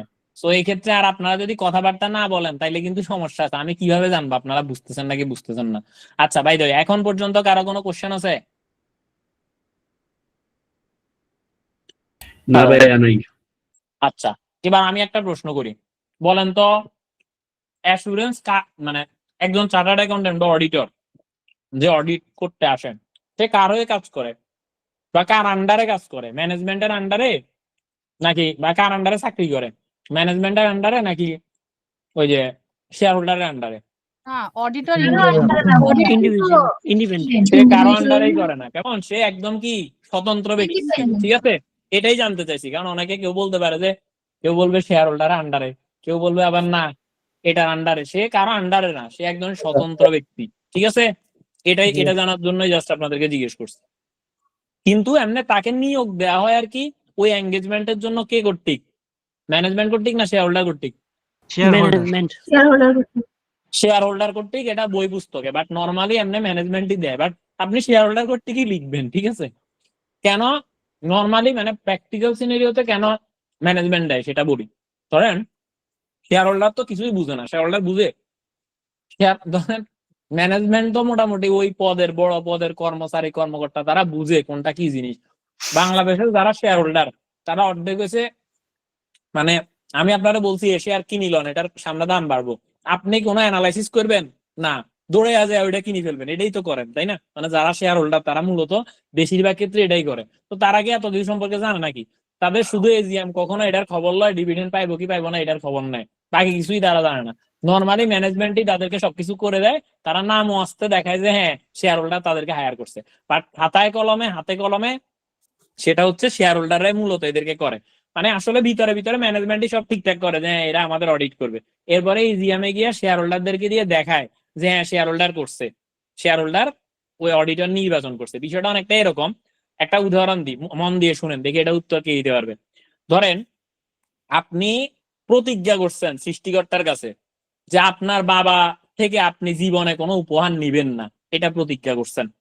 এখন আপনার বাবা আপনার একটা বিএমডাব্লিউ দিতে চাইতেছে, কিন্তু আপনি তো প্রতিজ্ঞা করছেন আপনি নিবেন না, তাহলে বিএমডাব্লিউটা আপনি কিভাবে নিবেন বলেন তো? উপহার হিসেবে। হ্যাঁ মার মাধ্যমে। এক্স্যাক্টলি, গুড, মায়ের মাধ্যমে। উপহার হিসেবেও তো নিতে পারবেন না, আপনি প্রতিজ্ঞা করছেন না। তাহলে এই যে এখানে কি হইব, এখানে আপনি আপনার বাবারে বলবেন যে বাবা তুমি মাকে গিফট করো, এবার মাকে বলবেন যে মা এবার তুমি আমাকে গিফট করো। এবার বুঝছেন এখানে অডিটরের নিয়োগটা অনেকটা এরকম, মানে আসলে সবকিছু ধরাই টরাই দেয় কে? ম্যানেজমেন্ট, আর দেখায় যে কে দিছে? Share holder. Share holder. এবার বুঝছেন এখন খাতা জি। কলমে আপনি কি লিখবেন, পরীক্ষা আসলে এটার উত্তর কি হবে? শেয়ার হোল্ডারই উত্তর, ঠিক আছে? কারণ আপনি তো আলটিমেটলি নিছেন কার থেকে গিফটটা? মায়ের থেকে নিছেন, তাই না? না, হ্যালো, বাবা থেকে নিছি। না না, বাবার থেকে কেমনে দিলেন? আপনি তো লাস্ট আপনাকে জিজ্ঞেস করে আমাকে গাড়িটা কে গিফট করছে, আপনি কি বলবেন? আমাকে মা গিফট করছে। মা না বাবার থেকে জি, নিছে, জি। তাই না? জি। বুঝছেন? জি ভাইয়া। ক্লিয়ার তো? মানে এখানেও এরকম যে নিয়োগ দিতেছে তো মূলত ম্যানেজমেন্টই সবকিছু করে টোরে রেডি করতেছে, বাট আপনি কি ম্যানেজমেন্টের কথা বলতেছেন? না, আপনি মূলত যাকে এজিএম এর মাধ্যমে আপনি নিজে নিয়োগ দিতেছেন অডিটরকে, আপনি বলতেছেন যে শেয়ার হোল্ডার, তাই না? তাই তো? সো এখানেও সেম, আপনার ওই গাড়ির বেলায় আপনি উত্তর দিবেন মা আমাকে গিফট করছে, আর অডিটের বেলা আপনি উত্তর দিবেন শেয়ার হোল্ডার অডিটরে নিয়োগ দিছে। বুঝছেন? ক্লিয়ার জি। সবাই? জি ভাইয়া। আচ্ছা, এবার আসেন, the existence of an independent check might help prevent error. অর্থাৎ যেহেতু সে একজন ইন্ডিপেন্ডেন্ট ব্যক্তি, সে যদি চেক করে তাহলে এখানে ইরর এবং ফ্রড থাকলে সেটা, যদি কোনো ইরর এবং ফ্রড হয় তাহলে সেটা খুঁজে পেতে সহজ হবে, চেক করতে সহজ হবে। And reduce the risk of management bias, অর্থাৎ যদি কোনো ম্যানেজমেন্টের পক্ষপাত সুলভ বিষয়বস্তু থাকে তাহলে সেটাও খুঁজে পেতে সহজ হবে। এবার হচ্ছে assurance service may act as a deterrent, অর্থাৎ অ্যাসুরেন্স সার্ভিসের কারণে ওই সকল ফ্রড, ইরর, তারপর এছাড়া আরো কোনো ধরনের উল্টাপাল্টা ঘাপলা থাকলে সেগুলা প্রতিবন্ধক হিসেবে কাজ করে। যখন আপনি অ্যাসুরেন্স থাকবে বা অডিট থাকবে তখন তারা এই ধরনের উল্টাপাল্টা জিনিস করতে একটু সাবধানে করবো যে না এগুলা করলে অডিটে গেলে ধরা পড়বো, সো এগুলা করা যাবে না। এবার আসেন, it helps to ensure that high quality reliable information exist, অর্থাৎ যখন অডিট হয় তখন এখানে যে এভিডেন্স, যে এখানে ইনফরমেশন গুলো আছে এগুলো হাই কোয়ালিটির এবং reliable, leading to effective market that investor have faith in and trust. অর্থাৎ এবার আমার ইফেক্টিভ মার্কেটের জন্য, অর্থাৎ আমি ইফেক্টিভ ডিসিশন মেকিং নিতে পারবো যেহেতু এখানে হাই কোয়ালিটি রিলায়েবল ইনফরমেশন আছে এবং এটার উপরে মানুষের একটা ট্রাস্ট থাকে ইনভেস্টরদের, so that they can make কি proper decision regarding any matter. অর্থাৎ তারা যখন এটা থাকে তখন তারা সিদ্ধান্ত নিতে সুবিধা হয়, তারা অ্যাকচুয়াল ডিসিশনটা অ্যাপ্রোপ্রিয়েটলি নিতে পারে। আচ্ছা, এখন পর্যন্ত কারো কোনো কোশ্চেন আছে? আছে? একটু যদি আরেকবার হচ্ছে এর আগের পয়েন্ট একটু ক্লিয়ার করতেন, and insurance service may act as a deterrent will. Deterrent অর্থাৎ ধরেন আমি আপনারে বলে দিছি যে আপনার নাম কি, সামি আহসান না? আচ্ছা, ধরেন আপনারে আমি বলছি যে আপনি এখানে টাকা আছে এক বান্ডিলে, একটু কত আছে গুনি দেখেন তো, ঠিক আছে নি? আবার এটা গুনি দেখার আগে আমি বলছি যে এটার মধ্যে আমি একবার গুনি দেখছি, তাও আপনারে দিয়ে গুনাইতেছি, আমি আবার পরে গুনি দেখবো, এর মধ্যে আপনি আরেকবার গুনেন। অর্থাৎ প্রথম একবার আমি গুনছি বাট আমি আপনারা অ্যামাউন্ট বলি নাই, এর পরবর্তীতে আপনারা বলছি ঠিক আছে আপনি গুনেন, এরপর আমি আবার গুনবো। এখন যদি এখানে কোনো কারণে টাকা একটা বেশি থাকে আপনি কি সরাইতে দেবেন? না তো। না। কারণ কি? কারণ আপনি জানবেন যে বাইটা আগে একবার গুনছে আবার পরে গুনবো, যদি একটা নোট কম পাইতে তো বুঝিয়ে বোঝে আমি সরাইছি, তাই না? জি তাহলে এখন এটাকে আপনার টাকা সরানোর ক্ষেত্রে ডিটারেন্ট হিসেবে কাজ করছে না, প্রতিবন্ধক না এটা? জি জি এক্স্যাক্টলি, এবার বুঝছেন? জি বুঝতে পারছি। ওকে ফাইন, আর কোনো কোশ্চেন থাকলে বলেন। এখন পর্যন্ত যা যা পড়া হয়েছে এগুলা যদি কোনো কিছুতে না বুঝে থাকেন তাহলে এখনই বলেন, কারণ একটু পরে আমি আবার যখন যাবো তখন কিন্তু আগের গুলা কানেক্টেড থাকবে। না ভাইয়া ফাইন, ওকে। পুরোটাই আচ্ছা, আর যদি আপনাদের পরিচিত কেউ অ্যাসুরেন্সে স্ট্রাগল করে থাকে, অ্যাকাউন্টিং এ করে থাকে, কিংবা বিজনেস টেকনোলজি এন্ড ফাইন্যান্সে করে থাকে, এই একই লিঙ্কে রাত 9টায় অ্যাকাউন্টিং হবে এবং রাত 11টায় বিজনেস ফাইন্যান্স হবে। সো লিঙ্কটা ওই যে যে গুগল ড্রাইভের লিঙ্কটা আছে, গুগল মিটের, ওইটা চাইলে ওদেরকে শেয়ার করতে পারেন, বা আপনাদের ফার্মেও শেয়ার করতে পারেন, ছোট ভাইদের কোনো গ্রুপ থাকলে এখানেও শেয়ার করতে পারেন, কারণ এখন তো টাকা লাগতেছে না, ফ্রিতে করতে পারতেছেন, তাই না? আচ্ছা, এবার হচ্ছে why can assurance never be absolute? তো অ্যাসুরেন্স কেন অ্যাবসলিউট হতে পারবে না? কারণ আমরা তো বলছি যে আমার থেকে বেশি সৃষ্টিকর্তা বাদে হয়তো আর কেউ চিনে না, আমি চিনি আর সৃষ্টিকর্তা চিনে আমারে, তাই না?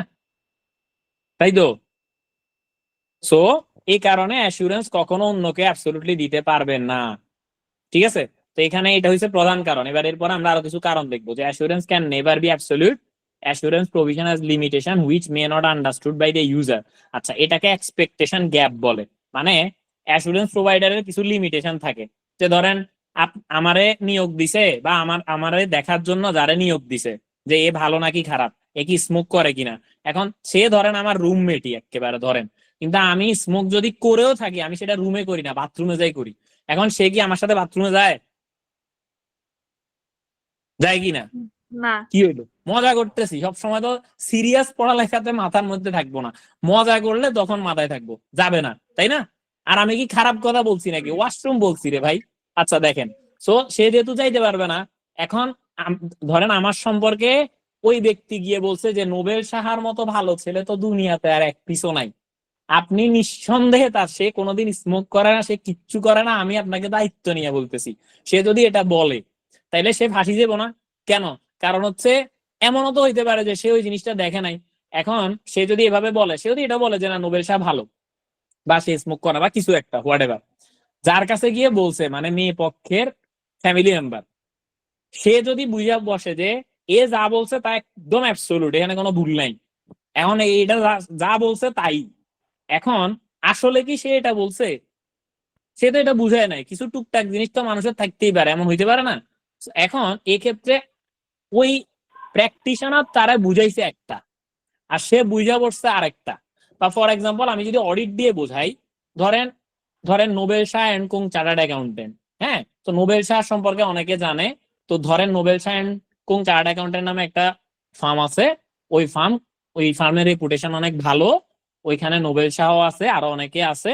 তো ধরেন সে অডিট করার পরবর্তীতে সে বললো যে এখানে ট্রু অ্যান্ড ফেয়ার ভিউ আছে ফাইন্যান্সিয়াল স্টেটমেন্টে, এটাই বলছে, হ্যাঁ, কিংবা বললো যে ট্রু অ্যান্ড ফেয়ার ভিউ নাই, এটা বলছে, কি বলছে? ট্রু অ্যান্ড ফেয়ার ভিউ নাই বলছে। তো ট্রু অ্যান্ড ফেয়ার ভিউ নাই বললে এটা কি ঠিক আছে নাকি ঠিক নাই? ঠিক বুঝছি নাই দাদা এটা ঠিক আছে। কথাটা। আচ্ছা, আমাদের ফাইন্যান্সিয়াল স্টেটমেন্ট কি রুলস এন্ড রেগুলেশন কমপ্লায়েন্স করে মানা হয়েছে কিনা, বা মোটামুটি ঠিকঠাক আছে নাকি কিনা, এটাকে ট্রু অ্যান্ড ফেয়ার ভিউ দ্বারা প্রকাশ করা হয়। কি দ্বারা প্রকাশ করা হয়?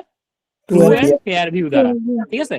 এখন ধরেন বললো যে এই মানে আমি নোবেল সাহা এখানে ওপিনিয়নে বললাম যে এই ফাইন্যান্সিয়াল স্টেটমেন্টে ট্রু অ্যান্ড ফেয়ার ভিউ নাই, এটা বলছি, ঠিক আছে, মানে ওইটা এখানে নেই, অনুপস্থিতি আছে।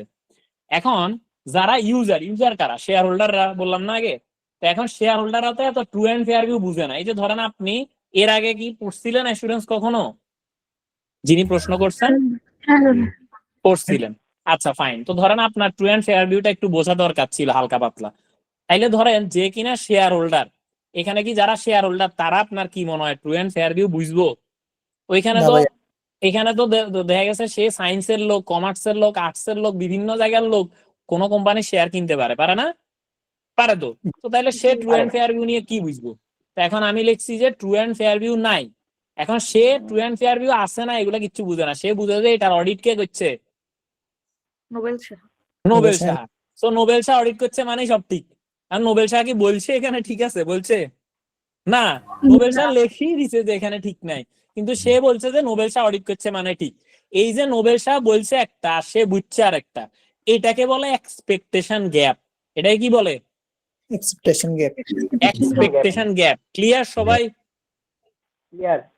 হ্যাঁ, এই কথাটা এর পরের লাইনে লিখছে, the expectation gap also adds to lack of guarantee given by the assurance. Clear?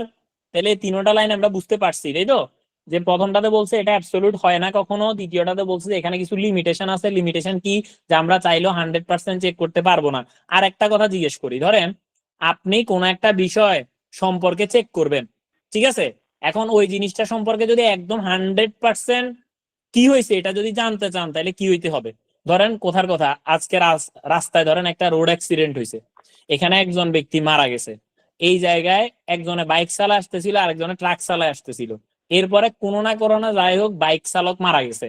এখন এই ক্ষেত্রে এটা সম্পর্কে যদি এক্সাক্ট তথ্য জানতে হয়, তাহলে কি করতে হবে বলেন তো? আমাকে তো স্বচক্ষে দেখতে হবে। স্বচক্ষে দেখতে হবে। এখন ওই সময় তো আপনি ছিলেন না, তাই না? এখন আপনি আইছেন পরে, তো এই জায়গায় কি করলে আপনি একদম ঠিক মতো দেখতেন ওই ঘটনা আবার যদি ঘটে, তাই না? জি। তাই তো। এখন যেহেতু আগে ঘটে গেছে, আপনি ছিলেন না, তাহলে এক্স্যাক্টলি এখন তো ক্যামেরা ট্যামেরা আছে, সেটা ভিন্ন বিষয়। কারণ ধরেন ক্যামেরা থাকলে এক বিষয়, কিন্তু আপনি একদম ইনস্ট্যান্ট দেখা বা সেটা অন্য আরেকটা বিষয়, সম্পূর্ণ আরেকটা বিষয়। ক্যামেরা তো সবকিছু ক্যাপচার হয় না। এখন ধরেন এই যে আমার এই জিনিসটা এক্স্যাক্টলি ঘটলেই শুধুমাত্র আমি পাবো, আদারওয়াইজ পাবো না। সো এই যে বিষয়টা, এটাই হচ্ছে ইনহেরেন্ট লিমিটেশন অফ এভিডেন্স। এটা আমার সব সময় আমার কাছে যে এভিডেন্স থাকবে, এখানে আমাদের সব, এখানে আরেকটা লাইন আছে, এটা পরে পাইবেন। এখানে লেখা আছে যে অডিট, এই যে এখানে লেখা আছে দেখেন, most evidence is persuasive rather than conclusive. এটা মানে কি? ধরেন পারসুয়েসিভ মানে হচ্ছে প্ররোচনামূলক, আর কনক্লুসিভ মানে হচ্ছে একদম গোড়ায় গিয়ে। এবার প্ররোচনামূলক কি আর গোড়ায় গিয়ে কি, এটা একটু বুঝে আনি। ধরেন আপনি একটা অডিট করতে গেছেন, ওই কোম্পানি বিদেশ থেকে, সিঙ্গাপুর থেকে তারা কি করে, কোন মেশিনারিজ কিনে, কোটি কোটি টাকার মেশিন কিনে। ধরেন আপনি ইনসেপ্টাতে গেছেন, ইনসেপ্টা ফার্মাসিউটিক্যালস লিমিটেড, তো তারা বেশিরভাগই সিঙ্গাপুর, কানাডা এসব জায়গা থেকে মানে এটা কিনে, আপনার বড় বড় মেশিন গুলা কিনে, মানে ম্যানুফ্যাকচারিং এর জন্য দরকার হয় ফার্মাসিউটিক্যাল ইন্ডাস্ট্রিতে। এখন ধরেন এই যে ওষুধগুলা কিনে, তো এটার প্রমাণ হিসেবে তাদের কাছে বিল অফ এন্ট্রি আছে, বিল অফ লেডিং আছে, ব্যাংক স্টেটমেন্ট আছে, এলসি আছে, তারপরে পোর্ট রিলেটেড সকল ডকুমেন্টস আছে, সবকিছু আছে। আপনি তো এই ডকুমেন্টস গুলাই টেবিলে বসে চেক করতেছেন, তাই না? জি। তাই কিনা? এখন আপনি যে ডকুমেন্টসটা চেক করতেছেন, এটার উপর ভিত্তি করেই তো আপনি ওপিনিয়ন দিবেন, তাই না? জি ভাইয়া। হ্যাঁ। এখন এটা কি কনক্লুসিভ নাকি পারসুয়েসিভ, এটা একটু বলেন তো। পারসুয়েসিভ। পারসুয়েসিভ। তাহলে কনক্লুসিভ কখন হইতো? যদি ওই ডিলের সময় আমি থাকতাম, উপস্থিত থাকতাম। অথবা আপনি যদি সিঙ্গাপুরে নিজে গিয়া যেখান থেকে মেশিন কিনছে ওইখানে গিয়ে আপনি নিজে এক পিস মেশিন কিনেন, ওই মেশিনের ওই মডেলের সেম মডেল সবকিছু, তাহলে সেটা কনক্লুসিভ হইতো, তাই না? এখন আপনারে কি অডিটের টাইমে ওই মেশিনের দাম চেক করার জন্য, সব চেক করার জন্য আপনারে কি আপনার ফার্ম থেকে সিঙ্গাপুর একটার জন্য, কানাডাতে একটার জন্য, আমেরিকাতে একটার জন্য পাঠাইবো? না ভাইয়া। না। না। তো তার মানে আপনারা যে ওপিনিয়নটা আপনি দিবেন, এই টেবিলে বসে আপনারা তারা যে এভিডেন্স দিচ্ছে তার আলোকেই দিবেন, তাই না? তাই তো। আপনি একদম গোড়া পর্যন্ত যাওয়ার সুযোগ আপনার নাই, আছে? নাই। এখন এটা যে শুধু সে আপনাকে দিবে না তা না, আপনার কাছে সময় তো নাই। আপনি সিঙ্গাপুরে গিয়ে আবার কোন দিন যাবেন আরেক মেশিনের দাম চেক করতে আমেরিকা? Is it possible? না, তাই না? তো এই ক্ষেত্রে এই কারণেই বলছে যে audit evidence is persuasive rather than conclusive, মানে এটা কনক্লুসিভ না, এটা মূলত পারসুয়েসিভ। ঠিক আছে? কারণ আমরা আসলে গোড়ায় গিয়ে কোনো কিছু দেখতে পারি না। তো এগুলাই হচ্ছে আমাদের ইনহেরেন্ট লিমিটেশন। বোঝা গেছে? জি। জি ভাইয়া। হ্যাঁ। আর 2 নাম্বারটা তো বললাম যে এক্সপেকটেশন গ্যাপ কেমনে হয়, কি বলে এই জিনিসটাকে, তাই না? ফাইন। এবার আসেন লিমিটেশন অফ অ্যাসুরেন্স, সবগুলো একসাথে বলছো। There is always a risk involve that wrong conclusion will be drawn. এখন এখানে এমন হইতে পারে যে আমরা তো এভিডেন্সের উপর ভিত্তি করে আপনি কনক্লুশন দিবেন, ওপিনিয়ন দিবেন যে ভালো নাকি ভালো না, তাই না? এখন আমরা কি সব কিছু দেখি? দেখি না তো। এখন ধরেন কোন কারণে আপনি 100টা এভিডেন্সের মধ্যে 40টা এভিডেন্স দেখছেন, ওই 40টার উপরেই তো আপনি ওপিনিয়ন দিবেন, তাই না? তাই তো। কথা বলতে হবে কিন্তু। হ্যাঁ। এখন ধরেন আপনি তো যে বাকি 60টা এভিডেন্স আপনি দেখেনই নাই, দেখছেন? দেখেন নাই। এখন হইতে পারে না যে 60টা এভিডেন্স আপনি দেখেন নাই, ওই জায়গাতে অনেক বড় বড় ঘাপলা আছে, হইতে পারে না? হতে পারে। হ্যাঁ তার মানে আপনি যে স্যাম্পলটা পিক করেন নাই ওই স্যাম্পলের ভিতরেই খাপলা ছিল, তাই এভিডেন্স রং হইছে, কনক্লুশন রং হইছে, তাই না? আপনি ভুল ওপিনিয়ন দিছেন, আপনি বলছেন সব ঠিক আছে, কিন্তু ওই যেগুলো আপনি দেখেন না ওইখানে ঠিক নাই, ওইখানে কিছুই ঠিক ছিল না, বা ওইখানে মেজর কিছু জিনিস ঠিক ছিল না, এবং এই কারণে এই জিনিসটা রং হইতে পারে। আর যেই কারণে এই রংটা হচ্ছে এটাকে বলে স্যাম্পলিং রিস্ক। তার মানে কি, আমি যে স্যাম্পল দেখছি হইতে পারে যেটা আমি দেখি নাই সেটা দেখলে আমার ওপিনিয়ন এটা হইতো না, অন্য কিছু হইতো। সো এই কারণে যে রিস্কটা জন্মায় এটাকে বলে স্যাম্পলিং রিস্ক। কি বলে? স্যাম্পলিং রিস্ক, SAMPLING, ঠিক আছে? মানে স্যাম্পলিং আর কি, এটাকে যদি আমি ভাঙি বলি। ঠিক আছে, ক্লিয়ার? জি ভাইয়া। ওকে, এবার আসেন কি এটা গেল। এরপর হচ্ছে যে দ্য মোস্ট অডিটিভ। আচ্ছা, আরো একটা কথা একটু বলে দিই, এটা আপনাদের বইতে নাই, যদিও টোটালি পুরো বইতে নাই। সো একটা মিনিট, কোথায়? আচ্ছা, আমি ফোন দিয়ে কথা বলবো একটু পরে। sure. আচ্ছা, এরপরে কোথায় ছিল যে assurance provider rely on the responsible party and it's staff two provide correct information. অর্থাৎ অ্যাসুরেন্স প্রোভাইডার কি করে, তার রেসপন্সিবল পার্টির উপরে রিলাই করতে হয়, কারণ রেসপন্সিবল পার্টি তো সবকিছু দিবে। আপনি অডিট করতে গেলে আপনারে ডকুমেন্টস দিবে কে? ম্যানেজমেন্ট দিবে, তাই না? সো ম্যানেজমেন্টের উপর আপনাকে তো ভরসা করতে হবে। আপনি যদি চিন্তা করেন ম্যানেজমেন্ট যা দিবে সব বোগাস, সব উল্টাপাল্টা, তাহলে তো আপনি যাই কিছু করতেই পারবেন না। তার উপরে তো বিন্দু মাত্র একটু ভরসা রাখতে হবে, এই আর কি। তবে এখানে অবশ্যই আপনাকে প্রফেশনাল স্কেপটিসিজম রাখতে হবে। এটা কি? এটা হচ্ছে একটা মানে মাইন্ডসেট, যে আমি একটা সন্দেহভাজন দৃষ্টিতে তাকে দেখবো যে দেয়ার হ্যাভ সাম, মানে there may have some material misstatement. May have some মানে এখানে হয়তোবা কোনো ম্যাটেরিয়াল মিস স্টেটমেন্ট হইতে পারে, এরকম সন্দেহের দৃষ্টিকোণ থেকে দেখবো। কিন্তু দ্যাট ডাজেন্ট মিন যে তার এটা খারাপ, এইভাবে দেখবো এটা না। মানে আমি এটা সন্দেহ নিয়ে তার এই জিনিসগুলোকে চেক করবো বারবার, ঠিক আছে? তো এখানে বলছে যে আমাকে রেসপন্সিবল পার্টির উপরে রিলাই করতে হবে and its staff এবং স্টাফের উপরে to provide correct information which is in some cases may be impossible to verify by other means. Clear সবাই? হ্যালো? জি ভাইয়া। আচ্ছা, এবার আসেন এখানে সাবজেক্ট ম্যাটার মে বি ভাইয়া আপনি এস্টিমেটস এন্ড বলছিলেন দেয়ারফর। একটা কথা বলবেন যেটা বইয়ের নাই। ও আচ্ছা, হ্যাঁ সরি, হ্যাঁ, ওইটা হচ্ছে যে রং কনক্লুশন যদি দেয়, ঠিক আছে, যদি রং কনক্লুশন দেয় তখন অডিট ফার্মের তো অবস্থা খারাপ হয়ে যেতে পারে, তাই না? অডিট ফার্মের এমন হইতে পারে যে তার পুরা, ধরেন আমরা একটা কাহিনী আছে যেটাকে আপনি অ্যান্ড্রন এফএন লিখে গুগল সার্চ দিলে চলে আসবে। কাহিনীটা এমন ছিল যে অ্যান্ড্রন হচ্ছে একটা কোম্পানি ছিল, কেমন অনেক বড় বিশাল কোম্পানি, আর ওদের কোম্পানির অডিট করতে হচ্ছে আর্থার অ্যান্ডারসন। তারা অনেক বড় অডিটর, এখন বর্তমানে আমরা টপ 4 বা বিগ 4 যাদেরকে বলি, আর এর আগে ছিল বিগ 5। বর্তমানে ওয়ার্ল্ড ওয়াইড বিগ 4 এর মধ্যে মানে ওয়ার্ল্ড ওয়াইড টপে আছে ডেলয়েট। যদিও বাংলাদেশ পার্সপেক্টিভে কেপিএমজি কে একটু বেশি এটা দেওয়া হয়, কিন্তু ওয়ার্ল্ড ওয়াইড ডেলয়েট হচ্ছে টপ, মানে লিডিং ফার্ম, ঠিক আছে? এখন ধরেন আমাদের কোচিং এর মতো আর কি, ধরেন আপনাকে যদি জিজ্ঞেস করে যে ধরেন আমি আগে একাডেমি না কি বলি, ফার্মের কথা বলি, আপনাকে যদি জিজ্ঞেস করে নর্মালি যারা ফার্মে আছেন আর কি, যদি জিজ্ঞেস করে ভাই বাংলাদেশে কাকে বেশি প্রায়োরিটি দেয়, আপনি কি ডেলয়েট বলবেন না কেপিএমজি বলবেন? কেপিএমজি বলবেন, কিন্তু ওয়ার্ল্ড ওয়াইড বা ইন্টারন্যাশনালি হচ্ছে ডেলয়েট। আবার একইভাবে আপনাকে যদি জিজ্ঞেস করা হয় যে ফার্ম তো অনেকই আছে, তাই না? ফার্ম তো অনেক আছে। সো আবার একইভাবে আপনাকে যদি জিজ্ঞেস করা হয় যে বাংলাদেশে যতগুলা সিএ কোচিং আছে তার মধ্যে সবচাইতে বেস্ট কোনটা, যদি আপনারা জিজ্ঞেস করা, আপনি কি উত্তর দিবেন? ধরেন এখানে যারা আছে তারাই উত্তর দেন, এতক্ষণ তো ক্লাস করছেন, এখন প্রায় শেষের দিকে আসছি, 53 বাজে। সো এক্ষেত্রে এটার উত্তর কি হইতে পারে? আপনাদেরকে জিজ্ঞেস করলাম যে আরো অনেক আছে। আমি যতগুলো দেখছি ওগুলোর মধ্যে নোবেল সাহা ভালো। আচ্ছা, আর বাকিগুলা? যাক, আপনি তাহলে এটা আচ্ছা বলেন তো, শারমিন আক্তার আপু এখানে কি ওপিনিয়ন দিছে বলেন তো? শারমিন আক্তার বলার দরকার নাই, অন্য কেউ বলেন। হ্যাঁ, কি দিছে উনি পজিটিভ দিছে? হ্যাঁ, না, উনিও কিন্তু ডিরেক্ট ওপিনিয়ন দেয় নাই তো। উনি কি দিছে দেখছেন? উনি দিছে আমি যতগুলা দেখছি তার মধ্যে নোবেল শাহ ভালো, এটা বলছিল না? রিজনেবল জি আসলে।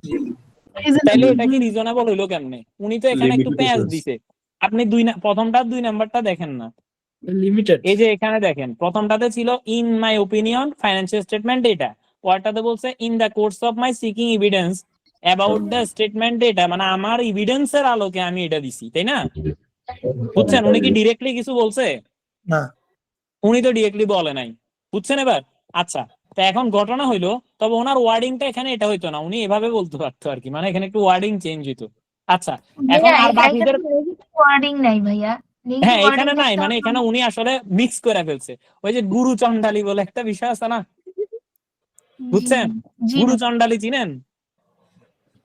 সাধু গুরু চন্ডালী হচ্ছে সাধু আর চলিত ভাষার মিক্স। তো এক্ষেত্রে এটা হচ্ছে, ধরেন আমি কি আমার ক্লাসে গুরু চন্ডালী করি? উত্তর হচ্ছে হ্যাঁ, আমি মজা করার জন্য করি। দেখবেন আমি মাঝে মাঝে ট্রাইবাল ল্যাঙ্গুয়েজ ইউজ করি, মাঝে মাঝে হচ্ছে একদম কর্পোরেট ভাবে কথা বলি। সো এটাকে মানে কাইন্ড অফ, এখন যদি তবে ওপিনিয়নের বেলা এটা করা যাবে না, ঠিক আছে? আচ্ছা বাকিদের থেকে জানতে চাইছি, ধরেন একজন তো একটা উত্তর দিল, বাকিরা কি বলবেন? হ্যালো, কি হইলো? আর কারো কোনো ওপিনিয়ন নাই? এতক্ষণ ধরে ক্লাস করছেন, একটা ওপিনিয়ন দিতে পারতেছেন না? আমার কথা শোনা যায়? হ্যাঁ ভাইয়া। হ্যালো, শুনতেছি ভাইয়া। হ্যাঁ, তো প্রশ্ন কি ছিল? প্রশ্ন ছিল হচ্ছে আপনাকে যদি জিজ্ঞেস করা হয় যে সি এর মধ্যে যদি কোনো কোচিং প্রোভাইডার আছে, তার মধ্যে সবচেয়ে লিডিং কে, সেটার উত্তর কি হবে? নোবেল সাহেব ভাইয়া। তাই নাকি? যাক, খুবই ভালো লাগছে। এই আপনারা, আমি গতকালকে কল দিছিলাম, আপনি তো হ্যাঁ আপনারাই মনে হয় দিছিলাম। হ্যাঁ আচ্ছা দেখেন, তো এই হচ্ছে যে আমাদের ওভারঅল বিষয়বস্তু। সো আপনাকে একটা জিনিস মনে রাখতে হবে ভাই, আপনি যাই পড়েন একদম বেসিক থেকে বুঝে পড়তে হবে। যদি মুক্ত বিদ্যা করেন তাইলে কোনো লাভ নাই, ভাইয়া এটা আবার যদি আমরা ইররিলেভেন্ট দুনিয়া হ্যালো সব পড়লেও কোনো লাভ নাই। কিছু বলছেন আবুল কাউসার? জি ভাইয়া, এটা যদি আমরা অ্যাবসোলিউট অ্যাসুরেন্স দিতে যাই তাহলে কিভাবে দিব? তাইলে আপনি দিবেন যে Nobel Shah is the best, এটাই অ্যাবসলিউট, বুঝছেন? আর রিজনেবল দিলে? রিজনেবল দিলে দিবেন এই যে in my opinion Nobel Shah is good, Nobel Shah ভালো এই। আর ওই যে যদি লিমিটেড দিতে চান তাহলে হচ্ছে দিবেন যে based on my collected evidence and based on the classes I have attended the, মানে এটা দিবেন আর কি, যে আমি যে ক্লাসগুলো অ্যাটেন্ড করছি অফ নোবেল শাহ, হ্যাঁ, তারপর নোবেল শাহ ইজ গুড, শেষ, এরকম আর কি, ঠিক আছে? বা Noble Shah is not bad, actually is not bad, বিষয়টা হবে এটা, মানে দ্য লাস্ট ওয়ান অর্থাৎ লিমিটেড এরটা, based on the classes I have attended Noble Shah is not bad, বুঝছেন? বা Noble professional academy is not bad, বিষয়টা হচ্ছে এরকম। ক্লিয়ার? জি ভাই। আচ্ছা এবার চলে আসেন, এখানে আরো কিছু আছে। ও আরেকটা কথা, তো এখন ধরেন আমি অ্যান্ড্রন অ্যাফেয়ারের কথাই গেছিলাম। সো এখন এই যে অ্যান্ড্রন অ্যাফেয়ারের, এখানে অ্যান্ড্রন হচ্ছে অনেক বড় কোম্পানি, আর আর্থার অ্যান্ডারসন হচ্ছে পৃথিবীর সবচাইতে বড় ফার্ম ছিল, মানে ডেলয়েটেরও আগে টপ 5 ছিল এবং টপে ছিল সে আর্থার অ্যান্ডারসন। এখন আর্থার অ্যান্ডারসনের অডিট ফি ছিল পুরা ওয়ার্ল্ডে যত এটা আছে আপনার কি বলে যত অডিট ফার্ম মানে আছে, ধরেন আমাদের পুরো বাংলাদেশ দিয়ে যদি বুঝায়, বাংলাদেশের যত কোম্পানি, বাংলাদেশের টোটাল কোম্পানিতে যত টাকা অডিট ফি দেয় বাংলাদেশের বলছি, অর্থাৎ যত অডিট ফার্ম আছে সবাই যত টাকা এক বছরে কামায়, আর্থার অ্যান্ডারসন শুধুমাত্র এনরন থেকে তার থেকে বেশি কামাইতো। তাইলে এবার বুঝতে পারতেছেন কি পরিমাণ অডিট ফি দিত। এখন এক্ষেত্রে কি হয়েছে যে ওইখানে মারাত্মক লেভেলের বায়াসনেস কাজ করছে এবং এই কারণে অডিট ওপিনিয়ন রং হয়েছে, বুঝছেন? এবং এই কারণে বর্তমানে সেটা আর নাই, ধ্বংস হয়ে গেছে। তো ওইটার জন্য আপনার যদি এরকম টাইপের কোনো রং ওপিনিয়ন দেন তাহলে পরবর্তীতে যদি এটা হিতে বিপরীত হয়, এক্ষেত্রে আমাদের যারা প্রফেশনালরা এই ওপিনিয়ন দিব তারা চাইলে একটা ইন্স্যুরেন্স করতে পারি বা বীমা করতে পারি, আর ওই বীমাটার নাম হচ্ছে প্রফেশনাল ইনডেমনিটি ইন্স্যুরেন্স। এটা আপনাদের বইতে লেখা নাই, বুঝছেন, কিন্তু পরীক্ষায় আসে যে সেফগার্ড হইতে পারে রং ওপিনিয়নের এগেনস্টে নিচের কোনটা। তো তখন সেক্ষেত্রে প্রফেশনাল ইনডেমনিটি ইন্স্যুরেন্সটা হচ্ছে সবচেয়ে বড় সেফগার্ড। মানে যদি আপনার কোনো ধরনের উল্টাপাল্টা কিছু হয়, লিগ্যাল যদি কোনো কিছুতে সামলানো লাগে এবং আপনার কারণে স্টেক হোল্ডার বা শেয়ার হোল্ডারদের যদি ডিসিশন মেকিং এ যে পরিমাণ আর্থিক ক্ষতি হয়েছে, ওই ক্ষতিটা ওই বীমা কোম্পানি তখন বিয়ার করবে যদি আপনি রং ওপিনিয়ন দেন, বুঝছেন? ক্লিয়ার? জি। আর ওই বীমাটার নাম কি? প্রফেশনাল ইনডেমনিটি ইন্স্যুরেন্স, ঠিক আছে? INDEMNITY, INDEMNITY, ইনডেমনিটি, শেষ। এবার আসেন, আচ্ছা দেখেন আমরা যেহেতু অলরেডি 8:59 বেজে গেছে, আমরা নেক্সট ক্লাসে এখান থেকে শুরু করব। আমরা একটু পর হচ্ছে অ্যাকাউন্টিং শুরু করব এই লিঙ্কেই। নেক্সট ক্লাস আমাদের এখান থেকে হবে, যদি এখানে 2-3টা লাইন আমি পড়াই ফেলছি সমস্যা নাই, আমরা এখান থেকে শুরু করব। আচ্ছা না, এখানে তো লিমিটেশন অফ অ্যাসুরেন্স পড়াই ফেলছি না? জি হ্যাঁ ভাইয়া। পড়াই ফেলছি। সো আমরা এর পরেরটা থেকে শুরু করব, এখান থেকে না। Expectation gap. হ্যাঁ আমরা এক্সপেকটেশন গ্যাপও মোটামুটি মুখে বলে ফেলছি। সো আমরা নেক্সট ক্লাসে এখান থেকে শুরু করব। আর এখানে হচ্ছে যে আপনার এই লাইনটা দেখেন, nature of assurance report might itself be limiting as every judgment and conclusion assurance provider has drawn cannot be included in it। অর্থাৎ আমরা অডিট ওপিনিয়নের মধ্যে বা অডিট রিপোর্টের মধ্যে শুধুমাত্র ম্যাটেরিয়াল জিনিসপত্রকে রাখবো, যেটা কিনা ইমম্যাটেরিয়াল সেটাকে রাখবো না। ধরেন আপনি কোথাও অডিট করতে গেছেন, হাজার হাজার কোটি টাকা ট্রানজেকশন হয়, ওই জায়গায় দেখছেন যে 10 টাকা কেউ একজন হিসাব মিলাইতে পারতেছে না, 10 টাকা বা 10 টাকা চুরি হয়েছে ধরেন, কথার কথা কেমন। কিংবা আপনি দেখলেন যে তাদের এখানে পরিবেশ পরিস্থিতির ক্ষেত্রে জায়গাটা এগুলো নোংরা হালকা পাতলা, তো আপনি এগুলা কি অডিট রিপোর্টে রাখবেন যে জায়গা নোংরা? এটা রাখবেন না ভাইয়া, না তো, তাই না? সো এখানে কিন্তু এটাও কিন্তু কনসিডারের বিষয়, কিন্তু আপনি এটা অডিট রিপোর্টে রাখতেছেন না। সো এরকম অনেক কিছু না রাখতে অনেক কিছু আপনি বাদ দিয়ে দিতেছেন, তাই না? যে আরে দূর, এটা ইমম্যাটেরিয়াল, ওইটা ইমম্যাটেরিয়াল, সেটা ইমম্যাটেরিয়াল, এভাবে করে আপনি অনেক কিছু বাদ দিয়ে দিতেছেন, তাই না? তো এই কারণে এই জিনিসটা একটা লিমিটিং ইফেক্ট হয়ে যাচ্ছে। কারণ আপনি যা দেখতেছেন সবকিছু আপনি অডিট রিপোর্টে রাখতেছেন না। ওকে ফাইন, আমি প্রথমত হচ্ছে আপনাদের থেকে একটা ওপিনিয়ন চাইবো। বলেন, কোশ্চেন আছে? ভাইয়া বুঝাতে বুঝাতে কি বই দাগায় ফেলবো ভাইয়া? হ্যাঁ তো কি, তা আচ্ছা আপনি ঠিক কি আছে এতক্ষণ ধরে দাগান নাই? ভাইয়া, দাগাইছি। হ্যাঁ তো last তাহলে এখন এই প্রশ্ন করতেছেন কেন? আমি তো ক্লাসের শুরুতেই বলছি যে দাগাইবেন, তাই না? আচ্ছা, আর পারলে আমি যেভাবে গ্যাপ দিয়ে দিয়ে দাগাইছি ঠিক ওইভাবে দাগাবেন, তাহলে হচ্ছে মনে থাকবে বা ভুল করবেন না। আচ্ছা আসেন এবার আপনাদের সাথে আসল কথায় আসি। আসল কথা হইলো যে আপনাদের ক্লাসটা কেমন লাগছে, এবার একটা ওপিনিয়ন দেন, সবাই একটু কথাবার্তা বলেন, আমি একটু শুনি। আলহামদুলিল্লাহ, অল দা বেস্ট। আচ্ছা, আর বাকিগুলা মাত্র একজনই বলছে। আর ভাই আমার কাছে অনেক ভালো লাগছে। আচ্ছা ঠিক আছে ফাইন, ভাইয়া, এখন যে আমি অ্যাকাউন্টিং একটু ক্লাসটা নিব বলতে এটা চাই। আরো ভালো লাগবে, ঠিক আছে? নোবেল ভাইয়া, জি বলেন। আমি তো নাইমা ম্যামের ক্লাসও করছি, তারপর আরেকটা স্যার আছেন না এক নবীনের, জি ভোলানাথ কুন্ডু। হ্যাঁ হ্যাঁ ওনার হ্যাঁ ক্লাসও করছি, কিন্তু আমার হ্যাঁ, মনে হচ্ছে যে মোর দেন বেটার ইউর না না ক্লাস। থাকে ভাবে বলিয়েন না। আচ্ছা সত্যি দেখেন, আপনার উদাহরণগুলো এরকম উদাহরণ কেউ দেয়নি, সবাই খালি যে কোনো বেশিরভাগ আপনার সাবজেক্ট ম্যাটারের উদাহরণ দেয়। আপনার হচ্ছে যেমন আপনার ক্যাশ ইনসেনটিভ হলে একরকম হয়, ইন্টারনাল অডিট হলে একরকম হয়, তারপর আপনার স্ট্যাটুটরি অডিট হলে ফাইন্যান্সিয়াল স্টেটমেন্ট হয়, কিন্তু এত ডিটেলে এত ফানি তারপর এত মেমোরেবল ডিফারেন্স কেউই দেয়নি ভাইয়া এক্সাম্পল। আচ্ছা ঠিক আছে ভাইয়া, দোয়া করিয়েন আমার জন্য, এটা হচ্ছে আর কি ফ্যাক্ট। হ্যাঁ হ্যাঁ ইনশাল্লাহ। এবার আসেন এরপরের কথায় আসি। এরপরের কথা হচ্ছে যে আপনাদের মধ্যে, আচ্ছা আমি আগে তাহলে অফ করি। হ্যাঁ, আর কারো কোনো কিছু ওপিনিয়ন দেওয়ার আছে? আমার কি আরো বেটার করার দরকার? আপনারা যদি বলেন আমি চেষ্টা করবো আরো বেটার করতে। বা আপনারা কি বুঝতেছেন, কোনো কিছু বোঝা অসুবিধা হয়? না ভাইয়া। আচ্ছা না তাহলে ভাইয়া, সবাই সবকিছু বুঝতেছেন, ফাইন ওকে। এবার আসেন আরেক কথা কি এবার বলি। ওইটা হচ্ছে আমি আচ্ছা আগে রেকর্ডটা অফ করে নি। হ্যাঁ, তো যদি ভালো হয়ে থাকে সবাই একটা কথা বলেন তো যে কেমন হয়েছে। আপনারা সবাই একটু আনমিউট করে রেসপন্স করেন, আপনাদের ওভারঅল কেমন লাগছে সবাই বলেন। ওভারঅল ভালোই লাগছে। ভালো ভাইয়া। জি ভাই, ভালো ভালো হয়েছে ভাই। আচ্ছা ওকে ওকে, থ্যাংক ইউ সো মাচ। তবে একটা মজার কথা বলি, তারপর আমি অ্যাকাউন্টিং ক্লাস শুরু করব। হ্যাঁ, তো মজার কথাটা হলো যে ওই যে একটা গল্প আছে, এক গ্রামে হচ্ছে আপনার কোন ধরনের পানি আসতো না, খরা হইছে, বুঝছেন? তো ওই খরার মধ্যে একবার সবাই মিলে এক হুজুরের কাছে গেছে। তো যাওয়ার পরে বলছে যে আচ্ছা হুজুর, আমাদের তো এই অবস্থা, এখন কি করতে হইব? হুজুর বলছে তোমরা সবাই কালকে সকালবেলা প্রতি পরিবার থেকে 1 বাটি করে বা 250 ml করে দুধ নিয়ে আসবা।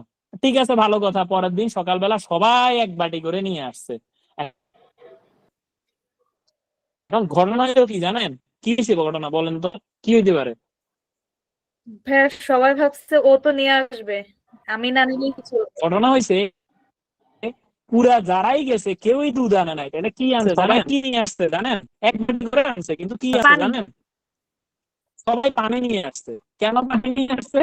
কারণ চিন্তা করছে গ্রামের এত মানুষ দুধ আনবো, তাহলে আমারটা তো মিক্স হয়ে গেলে এটাও দুধ হয়ে যাবে, এখানে তো কেউ পানি তো বুঝাই দেবো না যে আমি পানি আনছি নাকি দুধ আনছি। তো প্রত্যেকটা ফ্যামিলি মেম্বার এই একই ঘটনা চিন্তা করে পরের দিন গেছে, দেখলো যে সবাই পানি নিয়ে চলে আসছে। কথাটা কেন বলছি? কথাটা এই কারণে বলছি যে আপনাদের মধ্যে অনেকে আছে রেসপন্স করেন না। এতক্ষণও ক্লাসে খুব কম মানুষ রেসপন্স করছেন, আর এই যে লাস্ট একটা রিভিউ চাইছি এখানেও সবাই কম রেসপন্স করছে। সো কেন চিন্তা করছেন ওই যে ও তো রেসপন্স করতেছে আমারটা হয়ে যাবে, তাই না? সো এই কাজটা করবেন না, সবাই নিজেরটা নিজে রেসপন্স করবেন। এবার আরেকবার লাস্ট বারের মতো জিজ্ঞেস করতেছি, ক্লাস সবার কেমন লাগছে? সবাই রেসপন্স করেন। খুব ভালো জি লাগছে। আলহামদুলিল্লাহ ভাই, অনেক ভালো লাগছে। আলহামদুলিল্লাহ ঠিক অনেক আছে ভালো ভাই, লাগছে। Thank you so much. আচ্ছা। আপনাদের আচ্ছা। রেসপন্স পেয়ে আমি অনেক অনেক খুশি হয়েছি।